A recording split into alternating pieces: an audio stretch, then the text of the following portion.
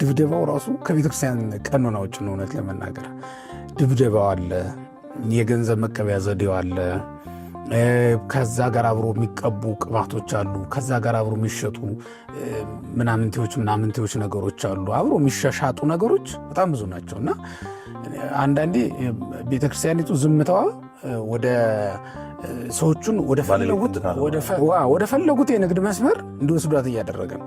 ምናልባት እዛች አጥቢያ ላይ የሆነ ጥቅም ሰጥተው ያልፋሉ ተብሎ ታስቦ ሊሆን ይችላል። ግን ቤተክርስቲያን ጥቅሜ ብላ የምታስበው ገንዘብ ነው።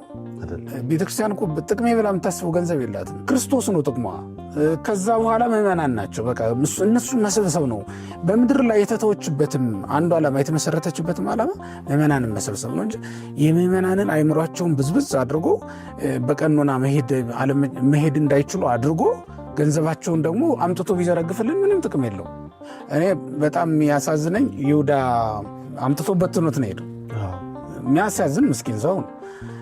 በቃ በትኖት ሄደ፣ አልተጠቀምበትም። አይሁድ ሰበሰቡና ምን ይጎዳ ብሎ ነው አሉና መቃብር ገዙበት መሬት።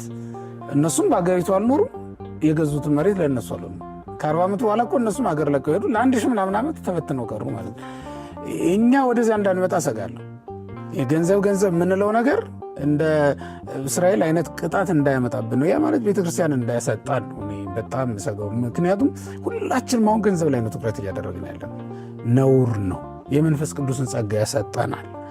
በጥምቀት ሰበብ፣ በቁርባን ሰበብ፣ በንስሐ ሰበብ፣ ቀኖና በመስጠት ሰበብ፣ ቀንዲል አጠምቃለሁ በማለት ሰበብ ገንዘብ አይሰበሰብ። ነውር ነው እውነት ለመናገር። ይሄ ማለት የመንፈስ ቅዱስ ጸጋ በሚገለጥባቸው የትኞቹም አሰራሮች ምዕመናን በነፃ ሊያገኙት የሚገባ ነው። ይህን አንዳንድ ቦታ ላይ እንሰማለን። የልጅነት ጥምቀት ሳይቀር ገንዘብ ካልከፈሉ ሊሰጣቸው የማይችሉ ሰዎች እንሰማለን። ሐኪም ቤት ስትሄድ እኮ ሐኪሞቹ ከራሳቸው ከገንዘባቸው አዋጠው እኮ ያሳክማሉ። እኛ ቤት ስትመጣ ግን እንዴት አይነት ጭካኔ እንደመጣብን በጣም ታዝናለህ። እንደገና የርኅራኄ ቤት የርኅራኄ ምንጭ ሊሆን የሚገባው ስፍራ ላይ እንደዚህ አይነት ነገር ስታይ ታዝናለህ። እና ይሄ እኔ አጥብቄ የምናገረው፣ ባለፈውም ደጋግመን እንዲህ አይነት ነገሮችን አንስተናል።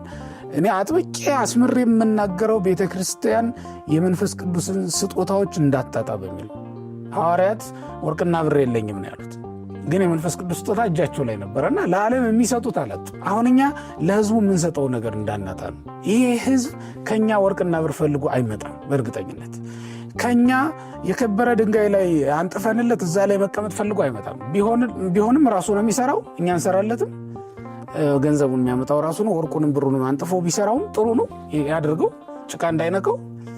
ካልሆነ ግን በጭቃ በጭፍቃም ቢሆን እዛ ውስጥ አድርገን የክርስቶስን ሥጋና ደም እና የመንፈስ ቅዱስን ስጦታ እንድንሰጠው ነው የሚፈልገው።